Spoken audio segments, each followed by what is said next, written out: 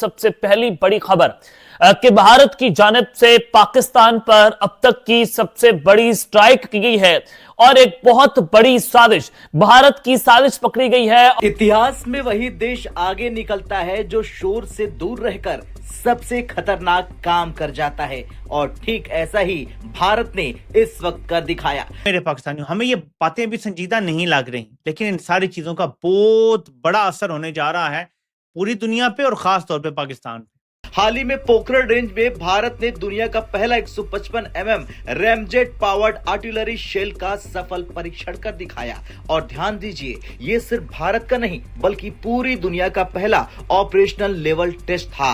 America ने कोशिश की, इजराइल ने विकल्प ढूंढे, लेकिन successful ramjet artillery shell test सिर्फ भारत ने किया। किसी तरह के भी टारगेट्स को बड़ी कामयाबी से निशाना बना सकता है। इसका जो सबसे ज्यादा एडवांटेज ये है कि ये इतना लो लेवल पेनिट्रेट करता है, यानी ये आम रेडार को डिटेक्ट ही नहीं होता या सेंसर्स इसको नहीं देख पाते। जब हम तोप से गोला छोड़ ही रहे हैं तो उसमें पहले से फ्यूल है, तो क्यों न उसे स्पीड का इस्तेमाल कर दे, उसे खुद उड़ने वाला हथियार बना दे। यही जगह है जहां रैमजेट टेक्नोलॉजी काम आती है। दूसरा ये इसकी जो खासियत है कि ये डिसेप्शन के अगेंस्ट बहुत कारगर है, जिसका मतलब ये है कि ये आमतौर पर इसको जो काउंटर मेजर्स किए जाते हैं इस पर कारगर नहीं होते। रेंज में क्या फर्क है ये जान लीजिए। दरअसल नॉर्मल 155 mm शेल 30 से 40 किलोमीटर, कभी कभी 50 से 60 किलोमीटर तक गिरता है, लेकिन नया रैमजेट शेल लगभग 120 किलोमीटर तक जाता है। मतलब दुश्मन की गहराई तक strike, airbase, supply depot, command post, वो भी तोप से। तीसरा और मोस्ट इंपॉर्टेंट इसका जो एडवांटेज है वो ये है कि बहुत प्रिसाइज, यानी बहुत एक्यूरेसी से दुश्मन के टारगेट्स पर हमला करता है और जा पहुंचता है, चाहे वो समंदर में हो या जमीन पर हो। जाहिर है आर्मी के भी जमीन पर हो सकते हैं और एयरफोर्स के कोई एयर बेसेस या इस तरह की इंस्टॉलेशंस हैं, उनको भी बहुत कामयाबी से हमला कर सकता है। अब ये project Indian army, IIT Madras, army technology board के सहयोग से विकसित हुआ है और इसको लीड किया है प्रोफेसर PA रामकृष्ण ने। कोई विदेशी टेक्नोलॉजी का इसमें इस्तेमाल नहीं किया गया है। ये पूरी तरह आत्मनिर्भर भारत का ही हथियार है। अंदर के मीर जाफर और मीर सादक मारने हैं, फितना खारिज को मारना है। अगर वो नहीं मारेगा तो 1,09,000 और 2,20,000 के करीब जो अफराद F-16 के साथ खड़े हैं वो फिर बेकार है सारे। वो आएगा, उकाब और खरगोश को ले जाएगा। ये अब जो जंगें हो रही है ना, ये जंगें उस तरह की नहीं हो रही। ये देखना, एक ट्विटर पे सारी जंग लड़ी जा रही है और पाक भारत जो जंग हुई है वो लैपटॉप कंप्यूटर पे हुई है, त्यारे उड़े त्यारे हो गए। अब वो वाला हिसाब थोड़ा सा चेंज होता जा रहा है। वेनेजुला पर बहस कर रही थी, भारत ने चुपचाप आर्टिलरी को मिसाइल बना दिया। ये सिर्फ एक तोप नहीं, ये नया डॉक्ट्रिन है, नई सोच है और आने वाले युद्धों की झलक है। उसका जवाब तो देना पड़ेगा। तो क्या उसके क्या इकदाम हो सकते हैं, पाकिस्तान को क्या इकदाम करने चाहिए? ये एक बहुत बड़ी डिटरेंस है और जैसे मैंने कहा, क्योंकि प्रिसीजन इतनी है तो एक एलिमेंट ऑफ इनसिक्योरिटी या खौफ पैदा करता है। और मोदी साहब का तरीकाकार तो यही रहा है कि वो जो वहाँ की जो पसमादा परतें हैं उनको मुतहर्रिक करने के लिए कुछ न कुछ कभी। और अगर मेरे ख्याल में और पाकिस्तान को ये मसला जो है emergency session UN security council को कॉल करके उनके सामने रखवाएं होगी या मिलिट्री प्लानर्स होंगे, उनके लिए एक बहुत बड़ा डिग्री ऑफ एश्योरेंस देता है कि अगर आपने किसी टारगेट को हिट करना है वो बड़ी प्रिसीजन से होगा। जमीन पर अगर आपने किसी पेट्रोलियम के डंप को या एमुनेशन के डंप को या किसी एयर बेसिस को या किसी ऐसी इंस्टॉलेशन को हिट करना है, जैसे मैंने कहा, ये बहुत हाई डिग्री ऑफ एश्योरेंस आपको देता है, क्योंकि ये रिसीव करके पहुंचता है, इसको जैम करना बड़ा मुश्किल होता है, इसकी एक्यूरेसी बहुत ज्यादा है, ये लो लेवल पर जाता है, वार्निंग नहीं देता है।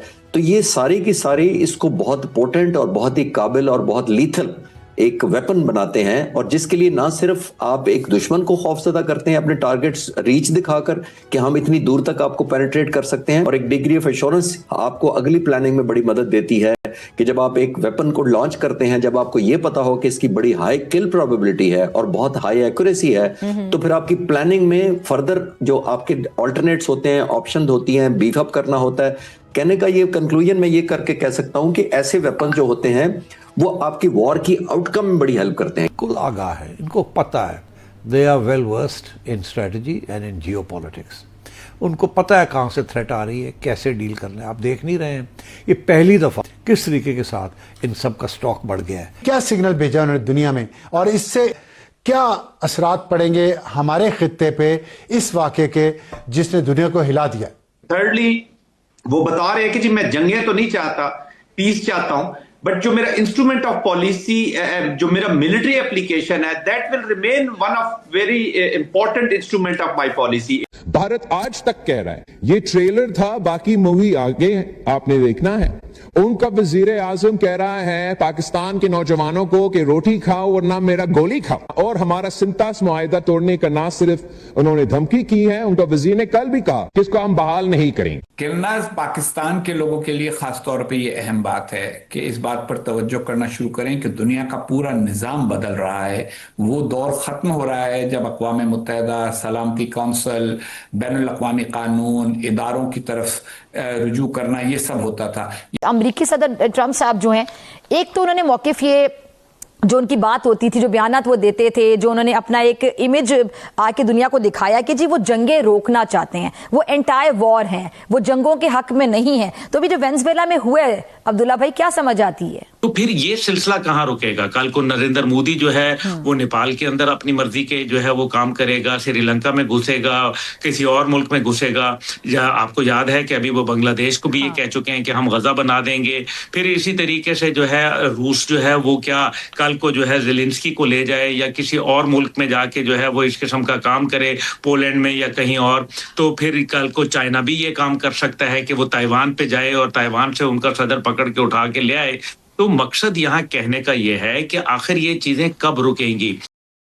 नमस्कार दोस्तों, जय हिंद। दोस्तों, एक बार फिर पोखरण का नाम गूंजा है। जी हाँ दोस्तों, एक बार फिर भारत ने याद दिलाया है कि क्यों भारत है दुनिया में अपने टेक्नोलॉजी बनाने में अभी आगे बढ़ रहा है। जी हाँ दोस्तों, भारत जिस तरह से अपनी टेक्नोलॉजी को लेकर काम और उसमें इम्प्रूवमेंट ला रहा है, ये देखकर सारी दुनिया दंग है। जी हाँ दोस्तों, जिस तरह से अभी अमेरिका और इजराइल जिस टेक्नोलॉजी पर काम कर रहे हैं, आज भारत ने उसका सफल परीक्षण कर डाला। अभी दोस्तों हमने देखा कि किस तरह से तोप के गोले दागे जाते हैं, और उसके लिए जिस गोले का इस्तेमाल होता है उसका रेंज 40 किलोमीटर से 50 किलोमीटर होता है। लेकिन भारत ने उसमें इंजन जोड़ दिया, और उस इंजन जोड़ने की वजह से उस गोले का रेंज 120 किलोमीटर हो गया, जो कि सारे दुनिया इस बात से हैरान है। और ये ताकत सिर्फ भारत के पास है, और इसकी वजह से भारत अब डीप अटैक कर सकता है। दोस्तों, वीडियो पसंद आए तो वीडियो को लाइक करें, शेयर करें और चैनल को सब्सक्राइब करें। चीमा, अपने देश के लिए आप काम कीजिए, और जो अच्छा होगा देश आपको याद करेगा। इकोनॉमी को बिल्ड करना आपका सबसे बड़ा असेट है। लड़ाइयां, एक दूसरे की बुराइयां, रेयर अर्थ मटेरियल बेचने से काम नहीं चलेगा। अगर ऐसा ही होता तो अमेरिका अपने आप में एक चाइना के डेप्ट में कभी नहीं आता जितना बड़ा उसका डेप्ट है। क्यों है? क्योंकि उसने अपनी इंडस्ट्री को इग्नोर किया, अपनी ग्रोथ को, इंफ्रास्ट्रक्चर को इग्नोर किया 2002 से लेके 2008 तक, और उसका रिजल्ट है कि बार बार उसे अपनी पार्लियामेंट में जाकर सैंक्शन लेनी पड़ी कि हम अपना डेप्ट सीलिंग जो है उसको रेज करना चाहते हैं। अब आगे बात इंडिया की। पहली चीज, पॉइंट ब्लैंक इस समय ये प्रूव होता है 50% tariff has been defeated by India. India के अंदर वो ताकत दिख गई अब उन्हें कि भाई साहब ये